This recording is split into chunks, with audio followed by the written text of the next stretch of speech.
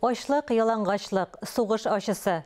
Түбән Камада яшәүче Вил Хәсәнов Ленинград чолганышы вакытында күргәннәрен бик тә моңсу хатирәләр белән искә ала. Ул 6 яшендә әнисе һәм 3 туганы белән чолганышта кала.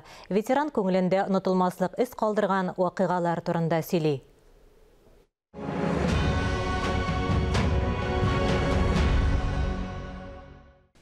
Вил Хәсәнов медальләр тулы костюмын кадерле ядкәр итеп саклый. Аны тантаналы вакыйгалар вакытында гына кия. Бүген ветеранның кабат күңеле тулган мәл. Матур булачагын урлаган, каһәр төшкән сугыш вакытында кичергәннәрен күз яшәрсез сөйли алмый. 6 яшьлек чагында әнисе тагын 3 кыз туганы белән Ленинград чолганышында кала. От берничә семья бөтенебезне күчерделәр Ленинградка. Ленинградка алып килделәр. И шунда bir комнатага кирттеләр инде. Анда нарылар ясалган иде инде. Матраслар юк инде, үзебезнең шу булган әйберләр белән генә җәйдек тә шунда йокладык инде.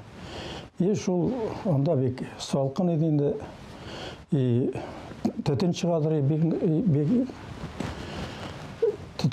бик яш кына İsrederek Lale apa indi. Neydi? 12 yaşındaydı. Çıkmağız anda siz ne hoşlaylar deyip korkutadır bizni. Açlık, yalangaçlık gaile için гадәти күренеш була. Чолганышта ачлыктан Вил Хәсәновның кичкенә сеңлесенең гомере изелә. Аны шунда күмеп калдыралар. Yani silegen bir tapkır barıp karadık. Barjı gitti. Ladık arkalı. Bir küz көріне тұрғаш кеткен bir bomba түшіп, шол баржыны батырғандар. Әне енді лучше жерде үләбіз деп келіп қайтты. Неге шол тұра тұрған жерге, Ленинградның өзіне. Қайтты кері, лучше үләбіз жерде деп. 42 жылында уже кішіләп нете башладылар, жия башладылар. Гаиләне Татарстанга эвакуацияләләр. Өстенә кияргә киеме булмагач, Вил мәктәпкә дә 9 яшендә генә бара.